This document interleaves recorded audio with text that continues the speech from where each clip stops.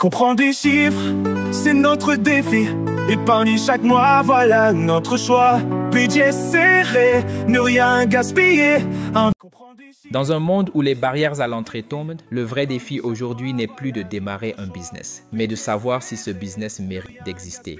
Trop de jeunes entrepreneurs se lancent avec des idées non validées, des suppositions erronées et finissent par investir du temps, de l'énergie et parfois de l'argent dans des projets que le marché n'attendait pas. Selon le Global Entrepreneurship Monitor de 2023, plus de 42% des projets échouent faute de validation du besoin réel. Les porteurs de projets n'ont pas testé leur idée. Ils ont confondu enthousiasme et demande réelle. Cette donnée provient du site officiel du GEM à l'adresse www.gemconsortium.org. Alors aujourd'hui, je vais te montrer comment tester ton idée de business en 72 heures, sans argent, sans produit, sans site web. Juste toi, ton cerveau, ton environnement et une stratégie intelligente. Moi, c'est Jules Delinor, fondateur de Delphinix Academy, économiste, passionné par la finance et les nouvelles technologies.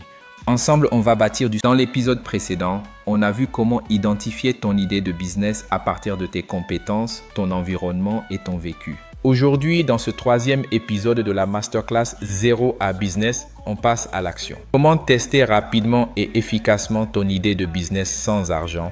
Parce que si tu veux construire quelque chose de rentable, il faut d'abord valider que quelqu'un d'autre que toi est prêt à payer.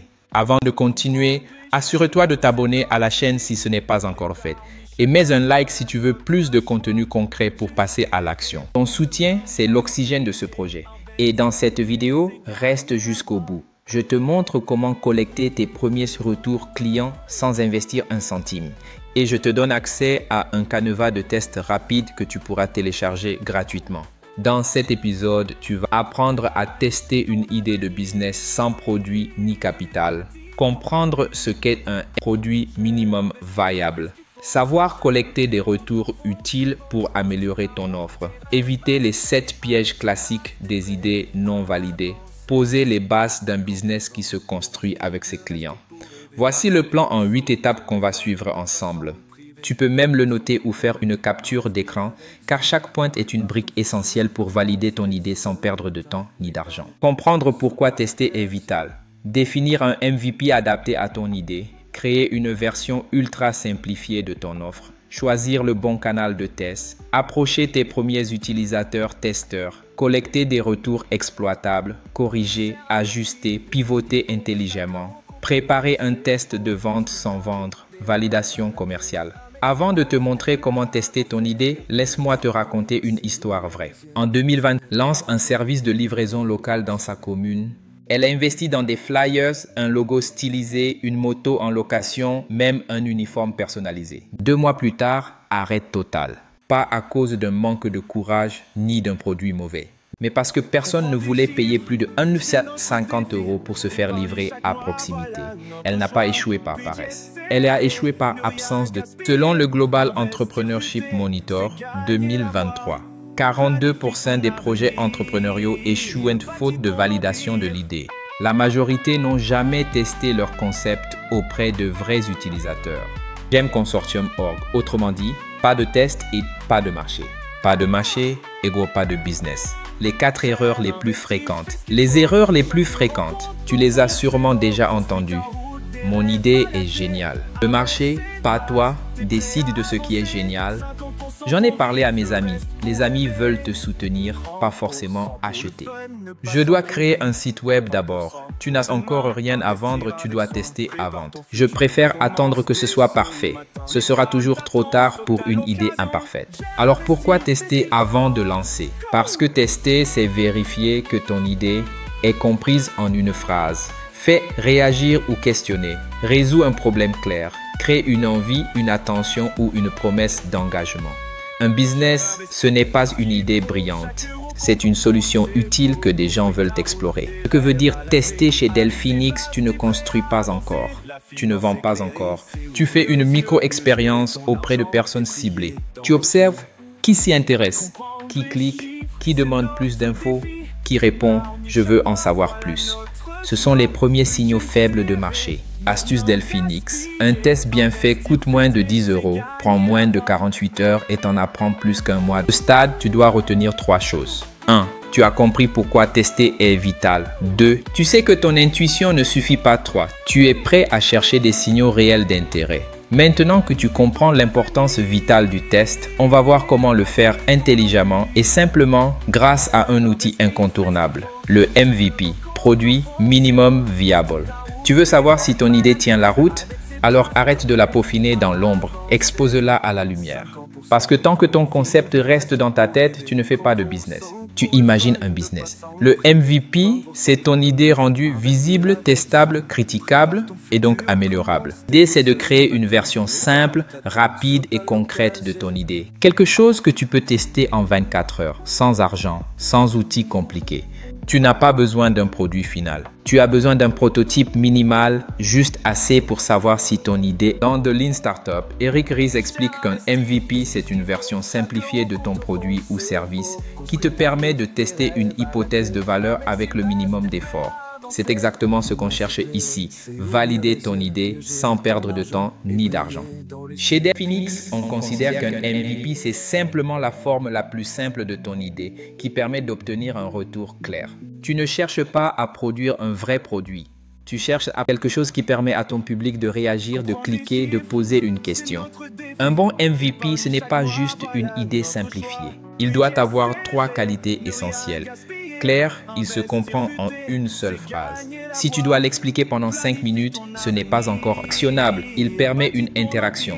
Par exemple, un clic, un message, une prise de contact. Mesurable, il génère un signal clair. Est-ce que les gens réagissent, cliquent, posent des questions, disent « je veux en savoir plus ». Si ton MVP coche ces 3 cases, tu es prêt à le tester. Tu veux des exemples concrets? En voici 5, ultra simples, ultra testables. Coaching d'étudiants, propose un appel test gratuit. Service de repas maison, envoie un menu via WhatsApp avec précommande manuelle. Création de site web pour commerçants, montre une maquette Figma, plus une courte démo vidéo. Atelier de maquillage naturel, lance un live Instagram avec prise de rendez-vous à la fin. Gestion de budget, crée un formulaire Notion, plus un PDF avec 3 outils simples. Retiens bien, un MVP ne vend pas encore. Il explique, intrigue et surtout invite à réagir. Ce que ton MVP ne doit surtout pas être. Beaucoup confondent tester résultat. Ils investissent trop tôt. Voici ce qu'un MVP n'est pas. Un site web avec 10 pages, un logo professionnel, un stock de produits à 200 €, un flyer imprimé à 100 exemplaires. Si tu dépenses plus de 10 €, tu n'es plus dans une logique de test. Tu es en train de lancer sans preuve, ce qui est l'erreur la plus fréquente chez les entrepreneurs débutants. Pour t'aider à formuler ton test, voici des phrases. Je veux voir si des vendeurs de marché veulent un tableau Excel gratuit pour leur caisse via WhatsApp. Je veux tester si des parents réagissent à une vidéo expliquant un concept d'éducation financière simple pour leurs enfants. Si tu as besoin d'un PowerPoint pour expliquer ton idée, c'est que tu n'as pas encore trouvé ton MVP. Un bon MVP se comprend en 30 secondes, sans support, sans jargon. S'il faut une présentation pour convaincre, c'est que tu es encore trop flou. Ce que tu dois avoir à ce stade, tu as une version testable de ton idée. Tu peux l'expliquer en 30 secondes. Tu es prêt à la montrer à des personnes réelles, dès demain.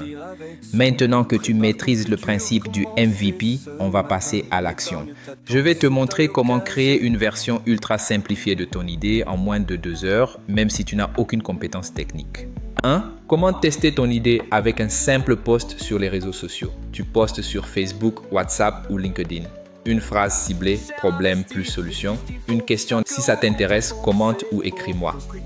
Exemple concret. Je prépare un outil simple pour aider les petits commerçants à suivre leur caisse. Tu veux voir à quoi ça ressemble?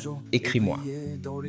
2. Le visuel illustratif. Crée une image simple avec Canva ou ton téléphone et ajoute une phrase comme « Et si je vous proposais ça à petit prix ?»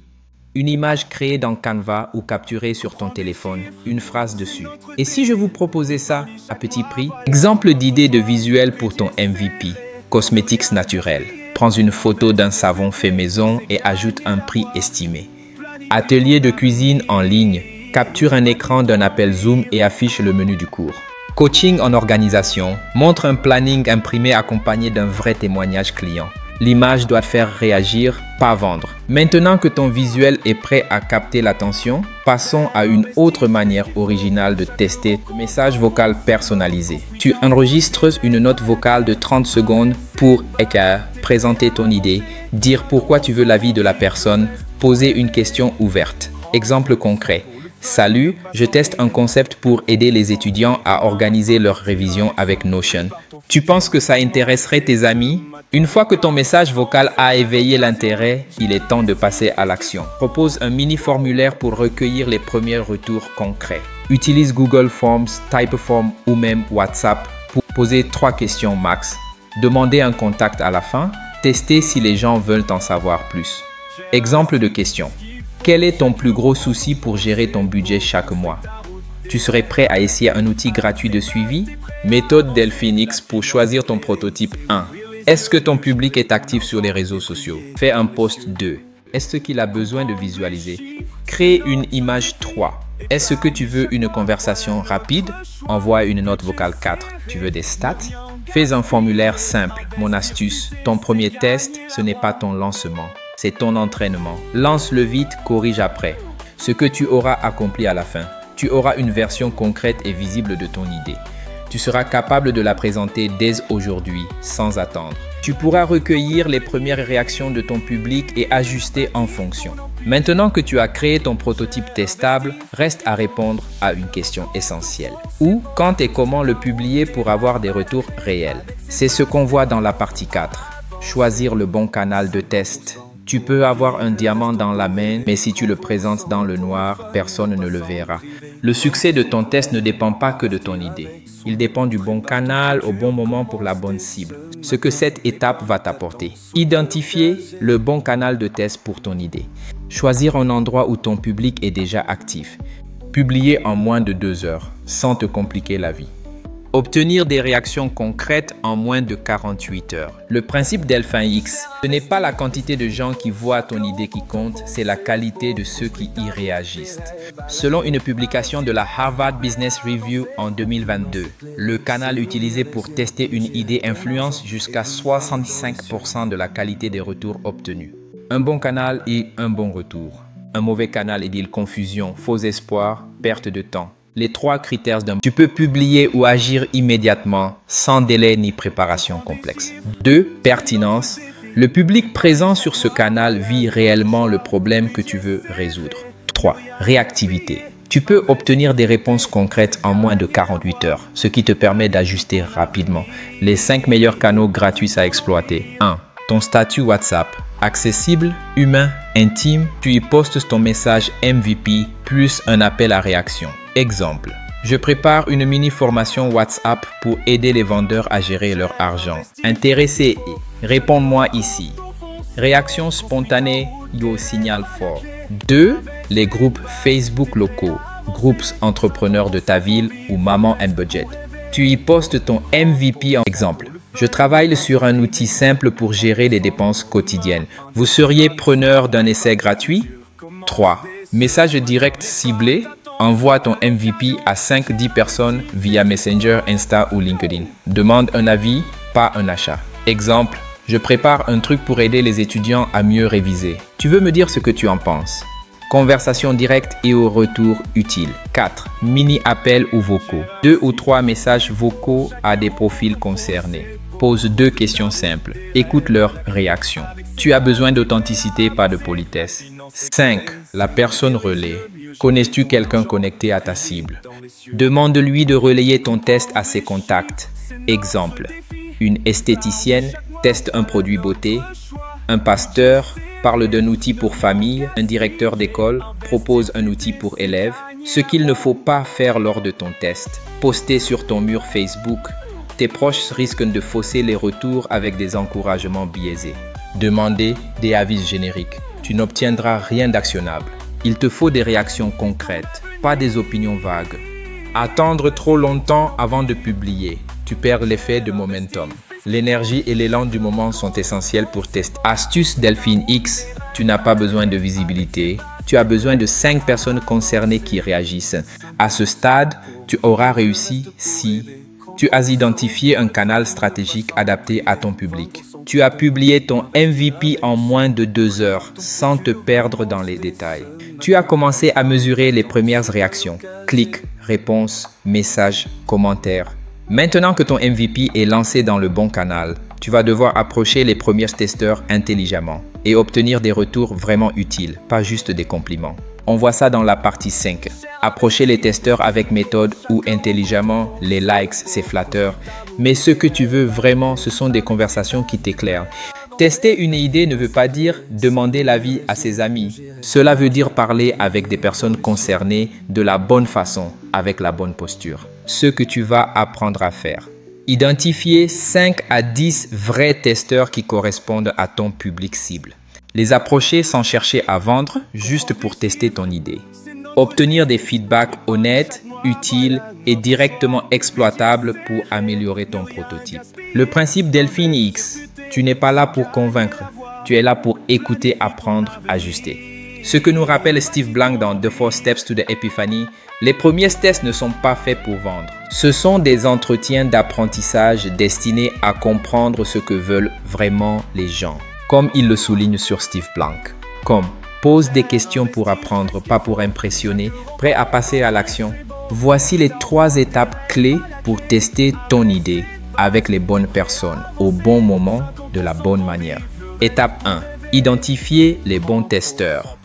Pose-toi 3 questions simples. 1. Qui vit exactement le problème que je veux résoudre?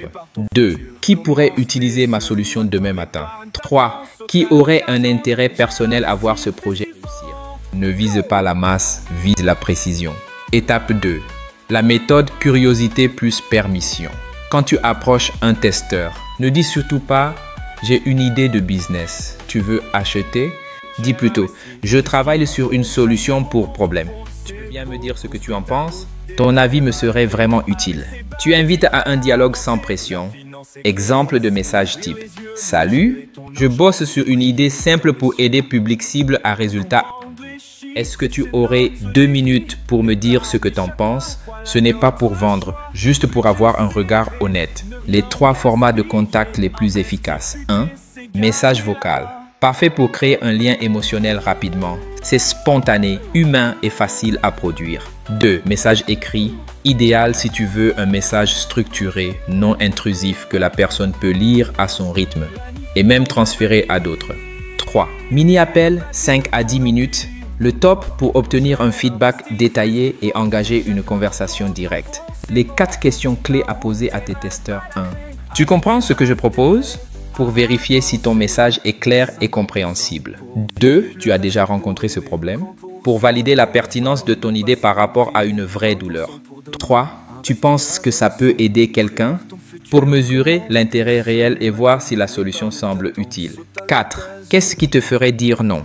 Pour identifier les freins, doutes ou objections à anticiper. Erreurs fréquentes à éviter lors des entretiens de test. Trop parler, pas assez écouter. Solution. Laisse ton interlocuteur s'exprimer librement, même si ça sort du cadre prévu. Et chercher à convaincre ou à te justifier. Solution. Pose des questions ouvertes pour comprendre, pas pour défendre ton idée. Demander. Tu trouves ça bien? Solution. Préfère une formulation comme « Qu'est-ce que tu améliorerais ?» Cela invite à un retour constructif, pas à un simple « oui », « non ». Mon astuce, cherche les critiques précises, pas les compliments vagues. Ce sont elles qui t'aident à construire un produit solide. À ce stade, tu auras accompli, tu as échangé avec 5 à 10 personnes réellement concernées par ton idée. Tu as récolté au moins 3 retours concrets et exploitables. Tu as désormais une vision plus claire de ce qu'il faut clarifier, conserver ou ajuster dans ton projet. Maintenant que tu as collecté des retours réels, il est temps d'apprendre à les analyser avec méthode pour savoir quoi améliorer, quoi supprimer, quoi conserver. C'est ce qu'on va voir dans la partie 6, collecter des retours exploitables. Tous les retours ne se valent pas. Certains t'aident à avancer, d'autres te font perdre confiance pour rien. Ce que tu cherches, ce ne sont pas des bons avis. Tu veux des feedbacks qui te permettent d'agir. Ce que tu vas apprendre à faire dans cette étape, identifier les vrais signaux utiles dans les retours que tu reçois et ignorer le bruit. Organisez les feedbacks de manière structurée pour y voir plus clair. Décidez avec confiance quoi garder, quoi ajuster et quoi laisser de côté. Le principe Delphinix, un compliment ne te fait pas grandir. Une critique précise, oui. Tu n'as pas besoin de valider ton ego, tu dois valider ton offre. Ce que dit Y-Combinator dans le Startup School Curriculum, les meilleurs retours sont précis, négatifs et exploitables. Les compliments flattent, mais ne t'aident pas à itérer. Cherche les non, creuse les objections et transforme les critiques en levier d'amélioration. Pour tirer un maximum de valeur des retours que tu reçois, suis ce processus en 3 temps. Il te permettra de structurer, analyser et exploiter chaque feedback de manière stratégique. Étape 1. Collecte méthodique des retours. Commence par tout noter, sans filtre. Utilise un tableau simple pour organiser les retours de chaque testeur. Ce qu'ils ont aimé, ce qui les a déroutés, ce qu'ils proposeraient de changer et les phrases marquantes. Astuce. Repère les remarques qui reviennent souvent. Ce sont tes priorités d'action. Étape 2. Analyse et catégorisation. Classe ensuite chaque retour dans l'une de ces 3 catégories. Intérêt confirmé à approfondir via un test de conversion. Confusion fréquente à clarifier dans ton message ou ton visuel. Obstacle répété à corriger ou à repenser dans ton offre. Étape 3. Détection des signaux faibles. Sois attentif aux petits détails qui reviennent. Une question posée plusieurs fois, une fonctionnalité demandée, une émotion exprimée. Ces signaux faibles sont souvent des indices précieux de valeur cachée ou de friction à résoudre. Erreurs fréquentes à éviter. Même avec les meilleures intentions, certaines erreurs peuvent freiner ta progression.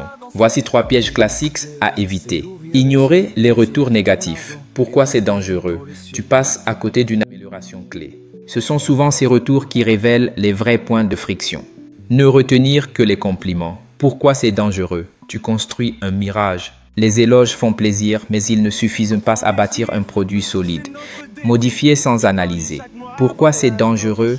Tu risques de te disperser inutilement. Chaque changement doit être guidé par une compréhension claire du problème. Mon astuce, si au moins 3 personnes t'ont dit la même chose, ce n'est pas une coïncidence, c'est une direction. Et un bon entrepreneur suit les signaux faibles. Une fois cette démarche complétée, tu as regroupé l'ensemble des retours de manière claire et structurée. Identifier au moins 3 éléments à clarifier ou retravailler. Une vision précise de ce que tu dois conserver, modifier ou supprimer pour faire évoluer ton offre efficacement. Tu es maintenant prêt à passer à l'action avec des décisions éclairées. Maintenant que tu as détecté les points d'amélioration, on va voir comment corriger ton offre intelligemment, sans tout recommencer et sans perdre l'énergie de ton test initial. On en parle dans la partie 7. Corriger, ajuster ou pivoter intelligemment. Ce n'est pas l'idée qui réussit, c'est l'idée qui s'adapte. Après les premiers tests, tu es à une croisée des chemins. Tu peux insister, ajuster ou changer de direction. Mais tu dois le faire stratégiquement, pas émotionnellement. L'objectif de cette démarche est de t'aider à lire et interpréter tes feedbacks avec intelligence sans te laisser submerger. Savoir quand améliorer, quand simplifier et quand pivoter. Créer une version 1 testable, plus claire, plus solide et alignée avec les besoins réels de tes utilisateurs. En bref, transformer les retours en levier d'action concret. Le principe Delphinix. Un bon entrepreneur ne s'attache pas à son idée, il s'attache à l'impact qu'elle doit produire. Comme le rappelle Ash Maurya dans Running Lean 2012, Lean Stack Committee. Pivoter, ce n'est pas renoncer, c'est simplement ajuster sa trajectoire pour mieux atteindre le même objectif. Leanstack.com. Ce qu'on cherche à faire, l'objectif n'est pas de tout remettre à zéro, mais de progresser avec lucidité. Ce qu'on veut, c'est un ajustement éclairé, basé sur des retours concrets, pas sur des intuitions, un minimum de refonte, garder l'essentiel, améliorer le reste, un retour rapide sur le terrain, tester à nouveau, apprendre encore, avancer mieux. Comment transformer les retours en décisions stratégiques? Avant de te lancer dans une nouvelle version de ton offre, prends un moment pour analyser avec méthode. Ces 3 étapes clés vont t'aider à comprendre ce qui bloque vraiment, à pivoter intelligemment et à créer une version 1 plus claire, plus ciblée et prête à être testée rapidement. Étape 1. Identifier ce qui bloque réellement Tu regardes tous les retours et tu demandes, est-ce que mon message est clair? Est-ce que mon offre est désirable? Est-ce que la cible était la bonne? Est-ce que le format est adapté? Un seul ajustement bien ciblé peut tout changer. Les 3 leviers d'ajustement stratégique. Quand ton projet ne résonne pas comme prévu, il ne s'agit pas forcément de tout changer. Il suffit parfois d'ajuster un seul élément clé. Voici les 3 leviers à examiner.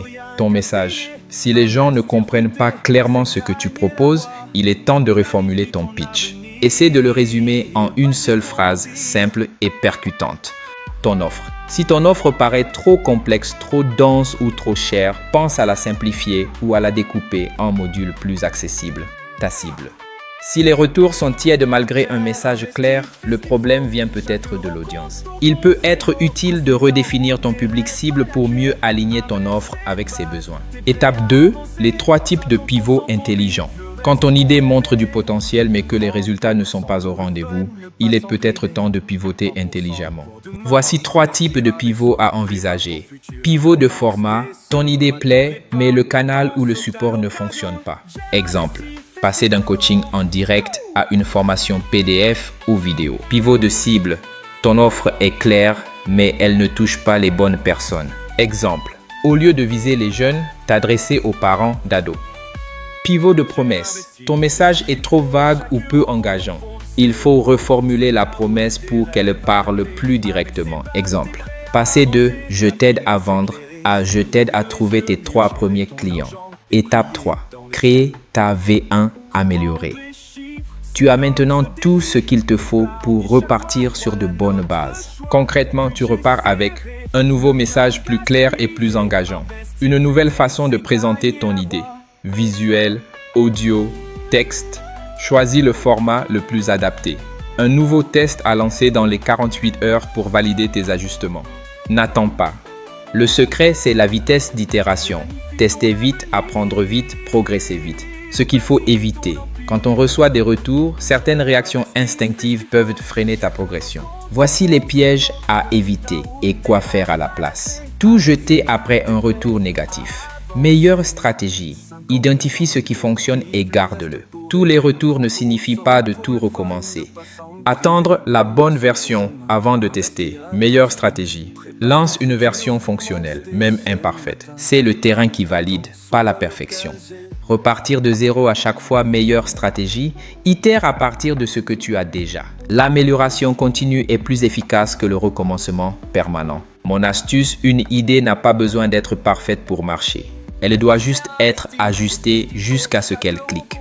À ce stade, tu as corrigé ce qui posait problème grâce à une analyse fine des retours, conserver ce qui fonctionnait bien pour capitaliser sur tes forces, préparer une version 1.1 plus claire, plus ciblée et prête à être testée dans de meilleures conditions. Tu avances avec confiance en t'appuyant sur des décisions concrètes et des apprentissages réels. Tu as maintenant une idée claire, simplifiée, testée, ajustée. Il est temps de voir si quelqu'un est prêt à s'engager. Cliquer, réserver, s'inscrire. C'est ce qu'on va faire ensemble dans la partie 8.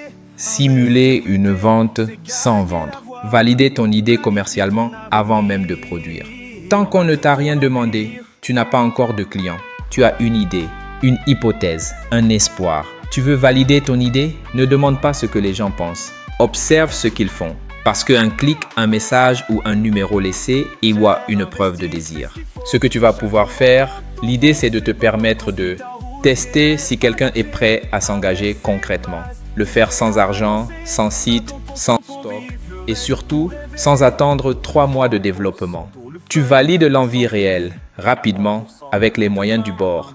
D'après le rapport Startup Failure Postmortem publié par CB, Corporate Board, Insights en 2022, 35% des startups échouent parce qu'elles créent un produit que personne ne veut réellement.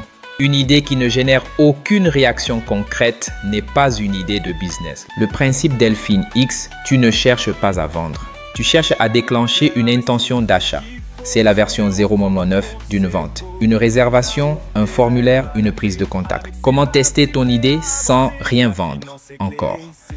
Avant même d'avoir un produit fini, tu peux déjà mesurer l'intérêt réel. Voici 4 méthodes simples et efficaces pour simuler une vente sans site, sans paiement et sans pression, juste pour voir si les gens sont prêts à s'engager. 1. Le formulaire de pré-inscription. Tu crées un Google Form ou Typeform. Tu présentes ton offre en 3 lignes. Tu demandes nom, WhatsApp, email, titre suggéré. Souhaitez-vous être informé dès le lancement? S'il y a 0 inscription, ce n'est pas grave. Tu apprends, tu ajustes. 2. Le je veux sur WhatsApp ou Facebook. Tu postes. Je travaille sur une solution pour aider profil à résultat. Si tu veux en faire partie, commente ou écris-moi je veux. Tu mesures taux d'engagement, questions posées, intérêt réel. 3. La fausse page de vente sans paiement. Crée une maquette sur Notion ou Canva. Présente le nom, le prix estimatif, les bénéfices. Ajoute un bouton fictif, je réserve ou je suis intéressé. Tu ne vends pas, tu observes les clics. 4. Le rendez-vous découverte, tu proposes une session gratuite de 10 minutes pour expliquer ce que tu construis et demander « Tu veux que je t'informe dès que c'est prêt ?» Si la personne dit oui, tu as une intention d'achat validée. Ce que tu dois mesurer. Pour savoir si ton idée suscite un réel intérêt, observe ces signaux clés. Clic ou message « Je veux », indiquant de la curiosité ou un premier niveau d'intérêt. Inscription par email ou WhatsApp. Montre une intention de s'impliquer ou de rester informé. Demande d'infos supplémentaires. Signal fort. La personne veut en savoir plus, c'est à creuser. Objections fréquentes. À noter et à corriger avant le lancement pour éviter les blocages. Mon astuce. Tu n'as pas besoin de 100 ventes pour valider. Tu as besoin de 5 signes concrets d'intérêt. Ce que tu sais maintenant, tu as lancé un test d'engagement simple mais stratégique. Tu as obtenu des réponses concrètes et mesurables. Tu sais désormais si quelqu'un est prêt à s'impliquer réellement dans ton projet. Tu ne travailles plus dans le vide. Tu avances avec des signaux clairs du terrain. Et pour aller plus loin, voici un bonus utile. Un indicateur simple pour savoir si ton test d'engagement est sur la bonne voie. Tu veux savoir si ton test fonctionne vraiment. Voici un repère simple. Sur 10 personnes touchées, 3 répondent ou cliquent, signe d'intérêt. 2 demandent plus d'infos, curiosité active. 1 te laisse son contact, intention claire. Si tu atteins ce niveau, tu as un business validé au stade prototype. Tu es passé de « une idée floue » à un MVP concret, à des conversations terrain, à un test de validation marché et tout ça sans produit, sans argent, sans site. Partage en commentaire ce que tu vas tester dès aujourd'hui. Télécharge l'e-book gratuit. 10 erreurs à éviter pour lancer ton business sans capital. Rejoins le groupe WhatsApp privé pour feedback and coaching. Si tu as trouvé cette méthode utile, mais que tu n'es pas encore sûr d'avoir une idée claire, je t'invite à regarder ou revoir l'épisode 2 où je t'aide à identifier une idée réaliste alignée avec toi, ton environnement et ton vécu. Tu peux y accéder juste ici ou en description. Dans l'épisode 4, on va transformer cette validation en premier client réel. Tu vas apprendre à générer tes premiers revenus, même avec 0 budget marketing. J'ai préparé pour toi une fiche pédagogique complète de cet épisode, avec le résumé, les définitions clés, un tableau de suivi, des exercices pratiques et même un mini-quiz Delphine X. Tu peux la télécharger gratuitement juste ici. Abonne-toi et active la cloche car maintenant ça devient sérieux. Apprendre, innover et réussir. Ce que je t'enseigne ici, je l'applique moi-même. Ensemble, on va bâtir du solide. Si tu veux apprendre pour agir, innover pour transformer et réussir avec stratégie. Alors bienvenue dans la vision Delphine X.